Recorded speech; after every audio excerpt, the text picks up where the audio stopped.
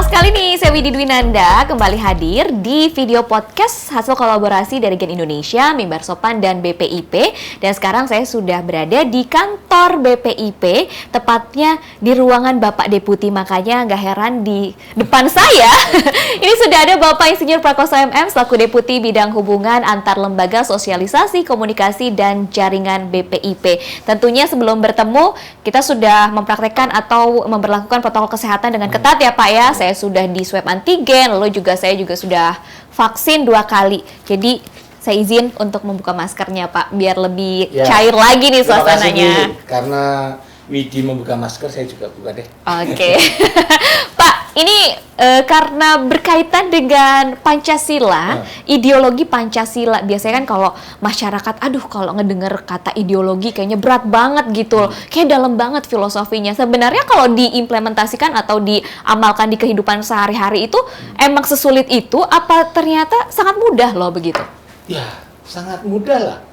Ideologi Pancasila itu implementasi nilai-nilai.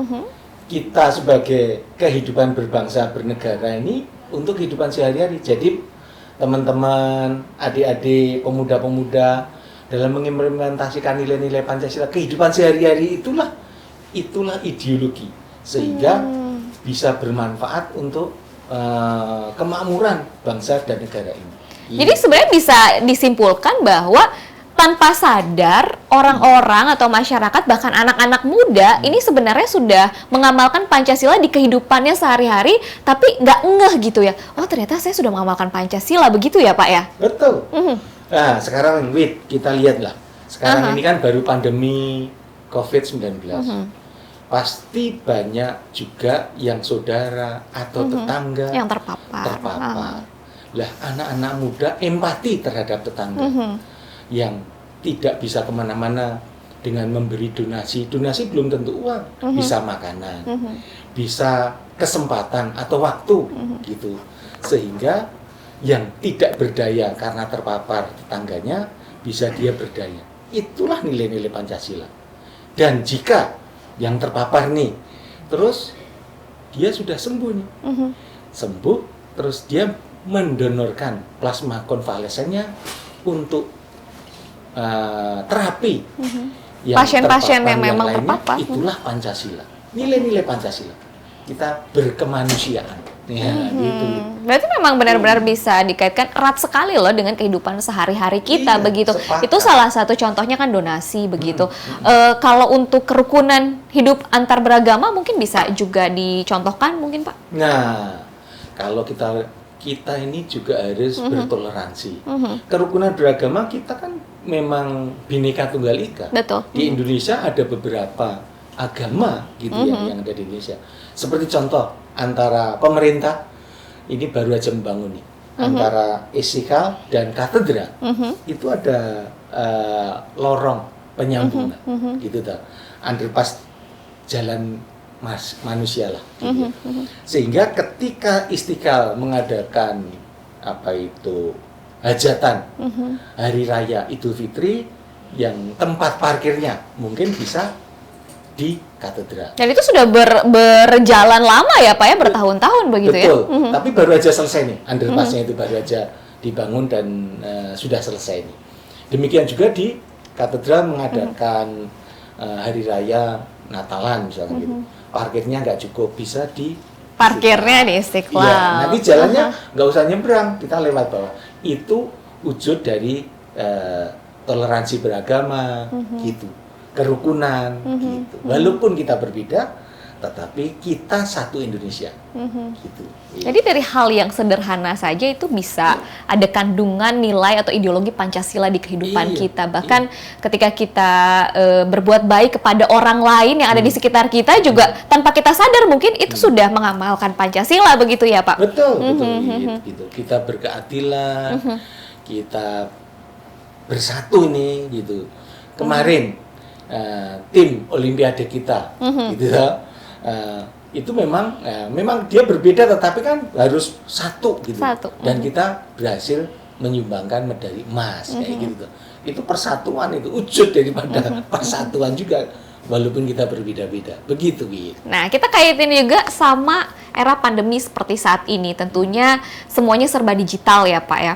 Itu ada tantangan tersendiri nggak yang memang ternyata harus benar-benar dihadapi begitu? Atau mungkin sebenarnya kita menemukan hikmah juga nih dengan adanya pandemi, dengan semuanya jadi luas secara digital begitu komunikasi antar masyarakatnya? Iya, pandemi ini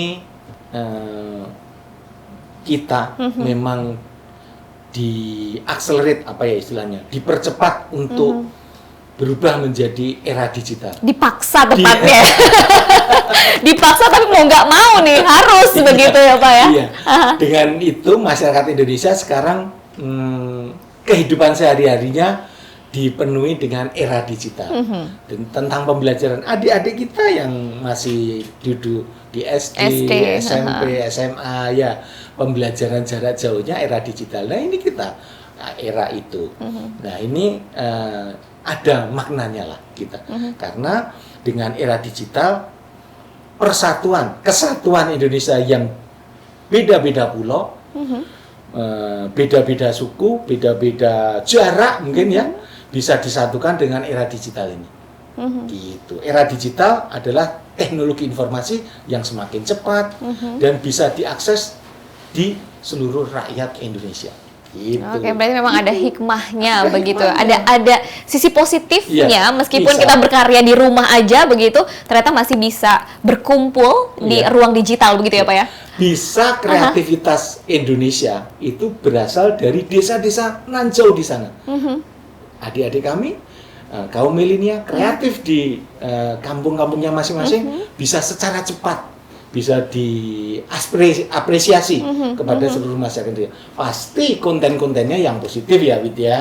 Yang harus nilai-nilai Pancasila. Kalau ada konten-konten yang dari luar yang tidak sejalan dengan nilai-nilai Pancasila, kami harapkan juga jangan diviralkan, harus kita saring.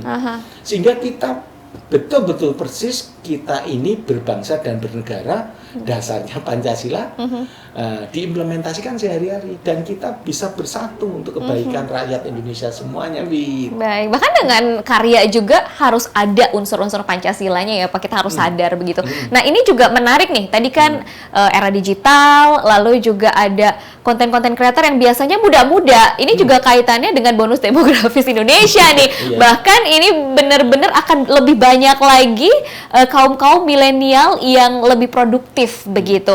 Tantangannya seperti apa dari BPIP? Apakah ada program-program khusus untuk lebih menjangkau anak-anak muda gitu Pak, untuk bisa mengamalkan Pancasila di kehidupan sehari-hari atau bahkan dalam karya-karyanya begitu? Ya, untuk mengapresiasi atau membuat ruang atau panggung kepada anak-anak muda yang berkreatif, yang haus ya, harus kreativitas kan harus ada panggungnya, harus ada kreativitasnya. Kalau saya mau berkreasi, taruh di mana? Maka Badan Pembinaan Ideologi Pancasila membuat lomba-lomba, lomba tentang TikTok, ya. Itu rock banget ya TikTok itu viral banget begitu. Terus video pendek, itu lomba pidato, gitu ya. Itu nilai-nilai Pancasila sehingga adik-adik kita bisa berkreatif walaupun di tempat-tempat yang nan jauh di sana. Sehingga Indonesia itu betul-betul sudah tertanam di jiwa anak-anak muda ini. Dan itu perlu dirawat, Wid. Betul. Perlu dirawat. Karena itu menjadi kesepakatan bersama dan anak muda kan pada saatnya nanti menjadi pemimpin juga. Betul. Diturunkan lagi ke anak-anak mereka nanti sehingga Indonesia itu abadi. Tapi ada kesulitan nggak, tantangan begitu ketika mau mendekatkan diri, apalagi kan generasinya sangat berbeda begitu ya dengan misalnya Bapak, aduh gimana nih ya anak-anak muda gimana ya? Apakah ada observasi dulu nih sama anak-anak muda yang paling viral apa nih sekarang gitu? Seperti anak-anak muda yang kreatif, salah satunya itu Pamungkas gitu ya. Wah, itu kan kreatif itu. Dia nyanyiannya pun sudah mendunia loh. Itu To The Bone ya. Itu sudah ditonton berapa ratus juta. Tidak hanya Indonesia, luar negeri. Kreativitas era digital ini tak terbatas oleh negara loh. Tapi tetap muatannya nilai-nilai Pancasila itu tadi. Terus ke depannya akan ada strategi apa nih? Karena memang harus inovasinya harus terus dikembangkan begitu, Pak. Ya, salah satunya kita ini ada Mimbar Supan. Mimbar Supan itu sosialisasi Pancasila. Kita mensosialisasikan nilai-nilai Pancasila kepada anak muda itu juga sekarang anak muda itu ya penikmat gadget lah. Gitu Salah satunya yang kita lakukan ya Pak ya. Yang kita lakukan ini bagaimana? Iya, kolaborasi ya begitu.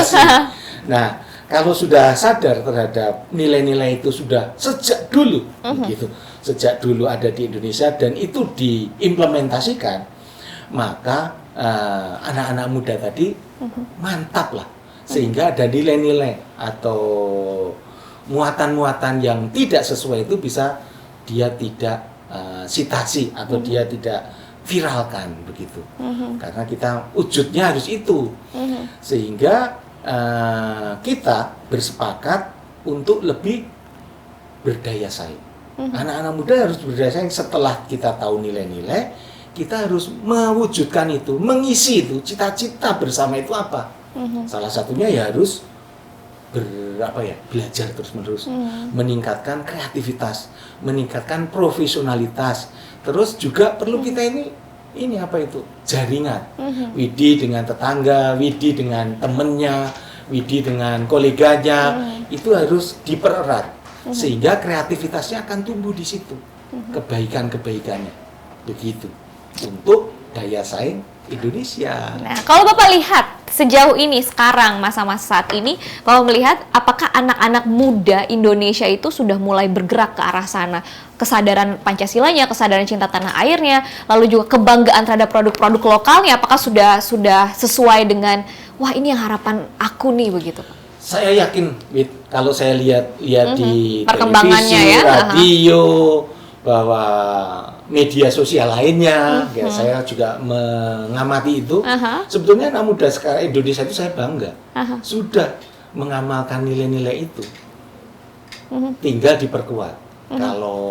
Kalau tinggal dikreativitaskan, gitu. Sehingga anak muda ini betul-betul seperti ini. Desa lah, ada beberapa desa di Indonesia, ada lebih daripada 80.000 desa loh. Bagaimana desa ini di-encourage atau diberdayakan anak-anak muda ini.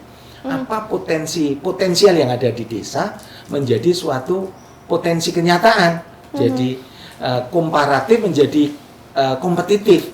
Itu anak-anak muda diperlukan di situ. Apakah itu bidang pertanian, apakah itu bidang budaya, apakah itu bidang kuliner. Kuliner kita itu Bhinneka Tunggal Ika juga. Kaya sekali ya Pak ya. Iya, itulah Pancasila juga loh. Apakah dari kuliner itu bisa didorong menjadi potensi di desa dan kampungnya masing-masing, sehingga berdaya. Gitu, Dan yang luar biasanya lagi, di mana ruang digital ini memang benar-benar dimanfaatkan untuk lebih mengenalkan kekayaan Indonesia ya Pak ya. Kalau kita lihat anak-anak muda ini sudah mulai sadar, sudah mulai bergerak, memperkenalkan kulinernya, tariannya, begitu lewat ruang digital. Jadi Bapak melihat bahwa ini benar-benar kebanggaan untuk anak-anak muda sekarang begitu ya. Nah, salah satunya meningkatkan kapasitas tadi, meningkatkan pengetahuan tadi untuk gimana berdaya. Kalau kita sudah bisa memproduksi gitu ya, barang maupun jasa, anak-anak muda itu memfasilitasi bagaimana itu bisa masuk ke e-commerce. Nah, sehingga bisa ditawarkan, dijual gitu toh. Sehingga bisa ada pemberdayaan ekonomi di sini, di desa-desa itu. Desa menjadi suplai makanan, minuman atau produk etnik, kerajinan atau batik dan sebagainya itu kepada masyarakat luas yang bisa diakses walaupun dari desa-desa bisa menggunakan e-commerce. Kementerian Desa, Daerah Tertinggal dan Transmigrasi itu toh kita harus berkolaborasi dengan mereka yang mempunyai amanah dan Kementerian Dalam Negeri gitu toh. Nah, kami mendorong adanya desa-desa berdikari, UKM tumbuh di desa-desa itu. Tumbuhnya UKM di desa pasti saya yakin anak muda di sini, dan itu pengamalan nilai-nilai Pancasila. Ya, sekarang bukan zaman untuk kompetisi mungkinnya, tapi berkolaborasi begitu ya. Kalaupun mau kompetisi yang sehat untuk terus memperluas jaringan, lalu juga meningkatkan kualitas dari sebuah produk, mungkin seperti yang Bapak bilang ya. Berarti ada pelatihan-pelatihan juga yang memang harus disusupi begitu ya Pak ya. Betul, itu Pancasila. Meningkatkan kapasitas sehingga desa itu tumbuh tadi, itu Aha. Pancasila. Bahkan untuk membantu seseorang punya skill yang lebih baik juga, apakah itu pengamalan Pancasila juga, Pak? Betul, Widi misalkan, Aha. pinter merias gitu ya. Aha, pinter atau merias. menggambar tutorial itu juga termasuk ya? Iya. Wow. Ya, keadilan sosial bagi seluruh rakyat Indonesia. Kita mengamalkannya itu dengan knowledge kita untuk training gitu, sehingga yang lain bisa tahu tentang kita, tahu tentang cara-caranya. Itu Pancasila juga, gitu. Wah, ini benar-benar jadi modal sebenarnya ya untuk bisa berkarya juga. Mungkin banyak juga orang-orang atau anak-anak muda yang bikin tutorial macam-macam seperti memasak. Saya kan lihat juga di YouTube, di media sosial Instagram, lalu juga tata rias, merias begitu tutorialnya. Mungkin mereka nggak sadar bahwa mereka sudah mengamalkan Pancasila begitu, Pak. Bagaimana? Jadi kita buka ya, kita cerahkan begitu. Bagaimana menyintai lingkungan, bagaimana merawat lingkungan kita, bagaimana kita menerapkan bagaimana sampah yang baik, manajemen sampah. Ada sampah organik, non organik, itu dirawat dengan baik dengan ditutorialkan sehingga masyarakat luas itu bisa berperilaku tentang budidaya sampah menjadi sesuatu gitu.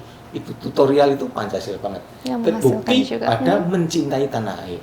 Terakhir, harapan ke depannya untuk terutama kaum muda saat ini. Ya, kaum muda mumpung mempunyai kaum muda itu kan waktu yang membanggakan dan membahagiakan. Tapi harus diisi, Dimanfaatkan. dimanfaatkan. Pertama kali harus kuat mentalnya, karakternya tetap Pancasila, tapi harus belajar meningkatkan kompetensi. Terus juga tingkatkan kreativitasnya. Sehingga anak muda nanti menjadi solusi terhadap hal-hal yang ada di masyarakat ini. Itulah Pancasila harapan kami. Anak muda tetap tahan mental, kuat, dan ini apa itu? Berkarakter gitu ya. Karakter Pancasila gitu. Iya. Jadi kalau mau nanti dimanapun, di luar negeri pun, anak muda harus tunjukkan dadaku. Saya Indonesia. Saya Indonesia. Saya bangga dengan Indonesia. Wah, luar Dan biasa. ini bermanfaat banget. Kita mempunyai Indonesia, kita harus bangga. Ya, semoga dengan perbincangan ini ya, ngobrol-ngobrol kita, Pak, anak-anak muda yang seperti yang kita ketahui bahwa nggak bisa dipungkiri lah, ruang digital itu begitu luas, begitu bebas dengan informasi ya. Dengan adanya dorongan dan semangat untuk berkarya, otomatis akan mendominasi dengan konten-konten positif. Jadi yang negatifnya tersingkirkan secara otomatis ya, Pak ya. Itu harapan kita semua. Sama, itu harapan kami. Oke, Bapak, terima kasih banyak Terima atas kasih. waktunya. Seneng banget bisa ngobrol-ngobrol. Ya, tapi sebelum kita tutup, bagaimana kalau kita sama-sama serukan semangat Pancasila? Sepakat, Wi. Ya. Mari, Wi. Salam Pancasila.